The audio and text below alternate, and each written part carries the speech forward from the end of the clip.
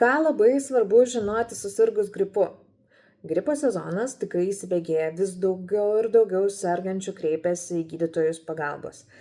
Keli svarbiausi dalykai, kuriuos turit žinoti, tai yra pirmas. Temperatūrą ją mažinančiais vaistais, ibuprofenu arba paracetamoliu, mažiesiams pacientams dozės yra skaičiuojamos tiksliai pagal svorį. Antras dalykas.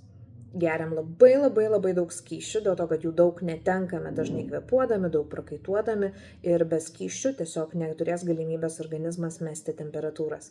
Trečias dalykas, tvarkome nosį, kad diskomfortas mūsų ir taip supantis dėl ligos būtų kiek įmanoma mažesnis, kad būtų lengviau prakvėpuoti.